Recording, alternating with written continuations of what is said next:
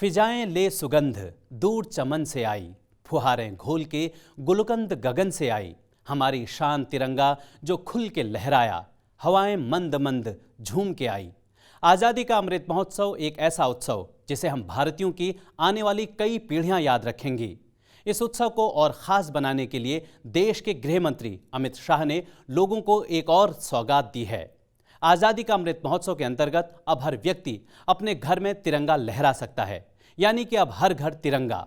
अपने घर में तिरंगा लहराते देखना लोगों के लिए न सिर्फ गर्व की अनुभूति देने वाला होगा, बल्कि इसके साथ ही ऐसा करके हम तिरंगे से एक अलग स्तर पर जुड़ाव को भी महसूस कर सकते हैं।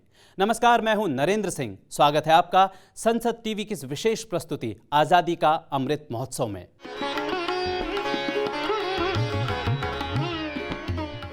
आज़ादी के इस अमृतकाल में रोज कुछ न कुछ खास कार्यक्रम हो रहे हैं। आइए देखते हैं बीते कुछ दिनों में देश भर में मनाए गए कुछ ऐसे कार्यक्रमों की झलकियां।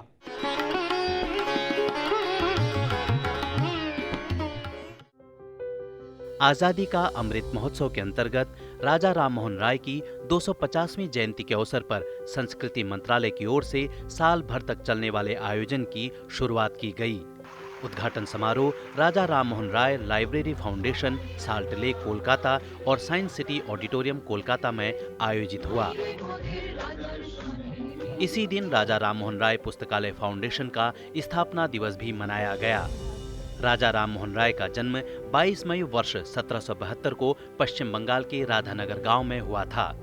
राजा राममोहन राय को आधुनिक भारत का निर्माता भी कहा जाता है। राजा राममोहन मूर्ति पूजा और रूढ़िवादी हिंदू परंपराओं के विरुद्ध थे। यही नहीं, बल्कि वह सभी प्रकार की सामाजिक धर्मांधता और अंधविश्वास के खिलाफ थे। वे सती प्रथा, बाल विवाह जैसी कुरीतियों के सख्त खिलाफ थे।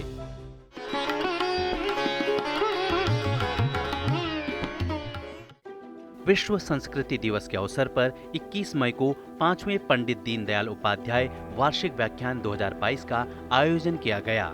इस अवसर को मनाने के उद्देश्य से ICCR ने craft tradition as India soft power नाम से एक व्याख्यान का आयोजन किया। ICCR के अध्यक्ष डॉक्टर विनय सहस्त्रबुद्धे ने कार्यक्रम की अध्यक्षता की। जया जेटली कार्यक्रम की मुख्य वक्ता थी। सुमधुर लोक संगीत के साथ कार्यक्रम का समापन हुआ।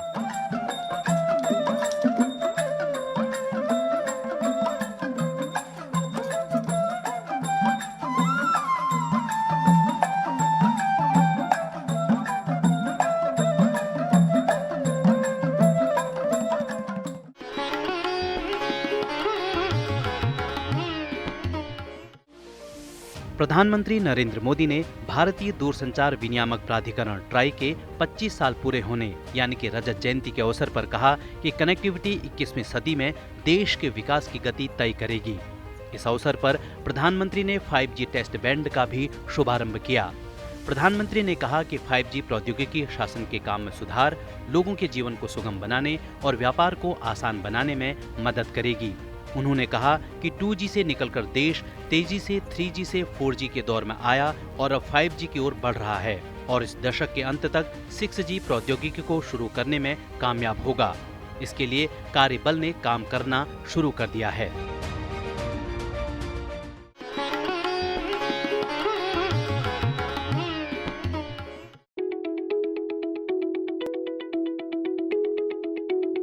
देश की आज़ादी के 75 साल का यह जश्न एक अवसर है अपनी समृद्ध विरासत को जानने समझने का, हर उस क्षेत्र के उत्तरोत्तर विकास को सराहने का जिसने हमें विश्व के अन्य देशों के बीच एक अलग पहचान दी है। कुछ ऐसा ही है भारत का हैंडलूम और टेक्सटाइल। 21 मई को संस्कृति मंत्रालय और निफ्ट के संयुक्त प्रयास से भारत के कुछ ऐसे ही कारीगरों के हथकरघा से बने उत्पादों और कपड़ों के प्रदर्शन के लिए celebrating India fashion thought the decades का आयोजन किया गया। भारतीय हैंडलूम और टेक्सटाइल की समृद्ध विरासत को जानने का यह एक महत्वपूर्ण अवसर था।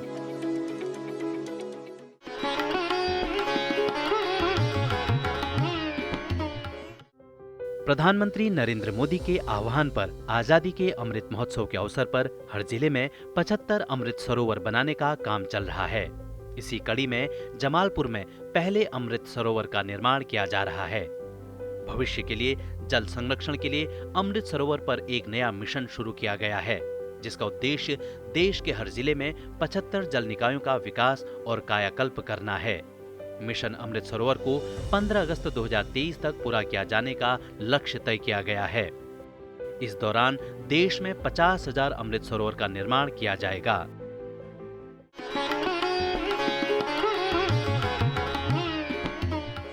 कार्यक्रम में वक्त हो चला है एक छोटे से ब्रेक का। ब्रेक के बाद जानेंगे विदेशों में किस प्रकार मनाया जा रहा है आजादी का अमृत महोत्सव। उससे पहले देखते हैं एक छोटी सी क्लिप मणिपुर की रहने वाली 80 साल की पद्मश्री लोरेम्बम बिनो देवी की, जिन्होंने मणिपुर की पारंपरिक एप्लिक आर्ट फॉर्म लीबा को संरक्षित करने का कार्य किया है। बने रहिए हमारे साथ।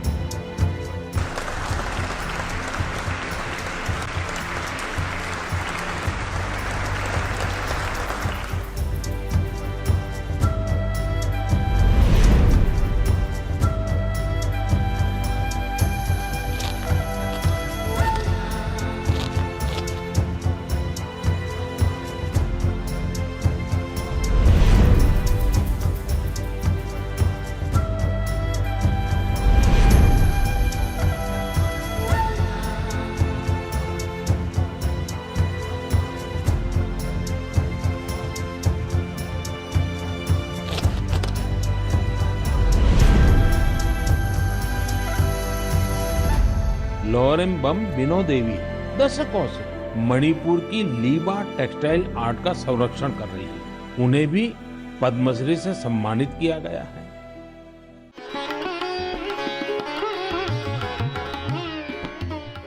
ब्रेक के बाद इस विशेष कार्यक्रम में फिर से आपका स्वागत है।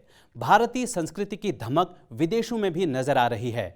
आजादी का अमृत महोत्सव के तहत विदेशों में विभिन्न कार्यक्रमों की धूम है। आइए डालते हैं एक नजर भारतीय संस्कृति के ग्लोबल सेलिब्रेशन पर।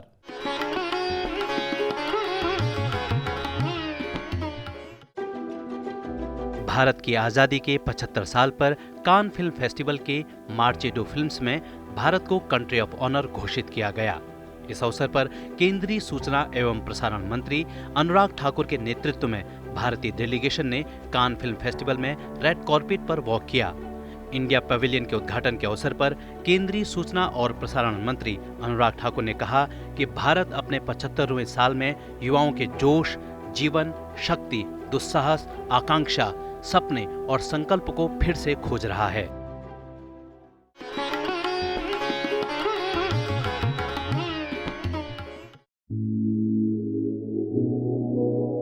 आजादी का अमृत महोत्सव के तहत a journey into space at ISRO's history नाम से एक प्रदर्शनी का आयोजन किया गया।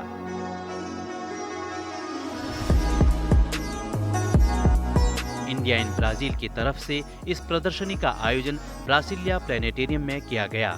इस प्रदर्शनी के माध्यम से इसरो की उपलब्धियां और भारत ब्राजील के अंतरिक्ष सहयोग को दर्शाया गया।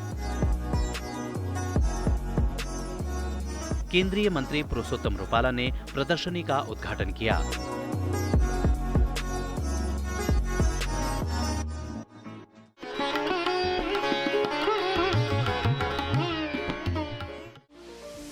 बाईस मई को ब्राजील में इंडिपेंडेंस मोटर रैली का आयोजन किया गया। आजादी का अमृत महोत्सव और ब्राजील की आजादी के 200 साल के अवसर पर इस रैली का आयोजन किया गया। इस रैली में बड़ी संख्या में बाइकर्स ने हिस्सा लिया।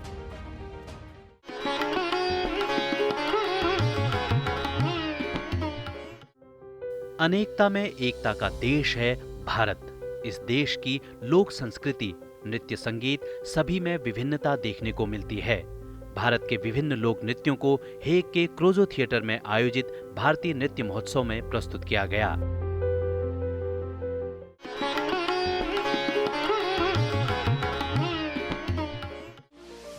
पेरू के पचैमैक के मंदिर परिसर में अभयारण्य में भारतीय नृत्य का आयोजन किया गया।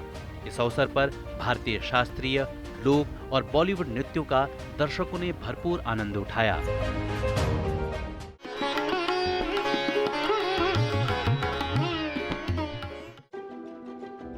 भारत और ग्वाटेमाला के बीच सुमधुर द्विपक्षीय सांस्कृतिक संबंधों का जश्न मनाया गया। इस अवसर पर मैरिस्कल जवाला मिलिट्री स्टेशन पर सोनिया परुचुरे के नेतृत्व में कथक का प्रदर्शन किया गया। अल सल्वाडोर के राष्ट्रीय रंगमंच पर भी कथक की प्रस्तुति दी गई। सोनिया परुचुरे के नेतृत्व में भारतीय कथक नृत्य मंडली ने अल सल्वाडोर के नेशनल थिएटर में भारतीय शास्त्रीय नृत्य पेश किया। इसकी मोहक प्रस्तुति ने सल्वाडोर के लोगों को मंत्रमुग्ध कर दिया।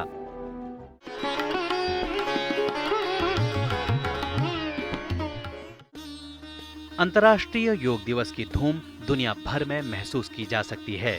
बीते दिनों क्रोएशिया के एक स्कूल में योग सेमिनार का आयोजन किया गया। स्कूल में छात्रों और शिक्षकों ने मिलकर इस साल की थीम के मुताबिक योग किया।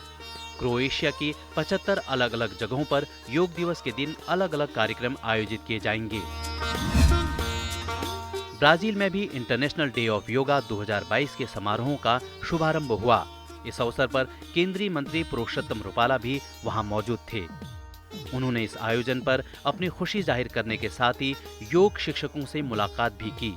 इस अवसर पर आयुर्वेद पर आधारित एक पुर्तगाली कॉमिक बुक प्रो आयुष्मान का विमोचन भी किया गया। सिंगापुर में बीते दिनों अंतर्राष्ट्रीय योग दिवस के उपलक्ष्य में विशेष आयोजन हुआ। सिंगापुर में स्थित भारतीय उच्चायोग ने योग महोत्सव को उत्सव के रूप में मनाया। इसका आयोजन प्रज्ञा योग संस्थान ने किया। इस आयोजन में सिंगापुर में बसे भारतीयों के साथ ही स्थानीय सिंगापुर वासियों ने भी हिस्सा लिया। स्पेन के लास पाल्मास डी ग्रेन कैनेरिया में भारतीय उच्चायोग की ओर से अंतर्राष्ट्रीय योग दिवस से पहले विशेष आयोजन किया गया। इस आयोजन में स्पेन में भारतीय राजदूत दिनेश पटनायक ने भी हिस्सा लिया। इस आयोजन में कई कैंसर सर्वाइवर मरीजों ने खास तौर पर हिस्सा लिया और योग भी किया।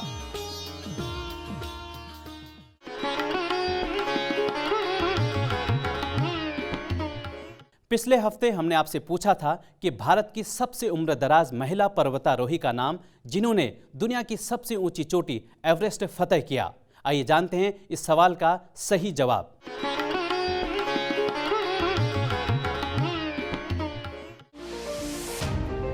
भारतीय महिला पर्वतारोही प्रेमलता अग्रवाल ने 20 मई 2011 को 48 साल की उम्र में माउंट एवरेस्ट पर चढ़ाई की थी। वो माउंट एवरेस्ट की 29,029 फुट तक की ऊंचाई पर पहुंची। इसके अलावा प्रेमलता अग्रवाल उत्तरी अमेरिका के अलास्का के माउंट मैकिनले को भी फतह कर चुकी हैं।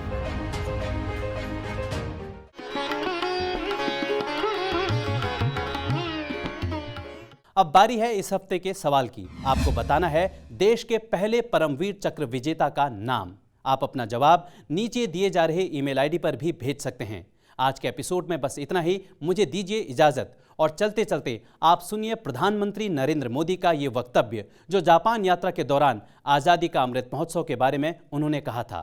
नमस्कार साथियों, आज जब भारत आजादी के 75 साल मना रहा है, आजादी का अमृत महोत्सव मना रहा है, तो वो आने वाले 25 साल यानी आजादी के 100वें वर्ष तक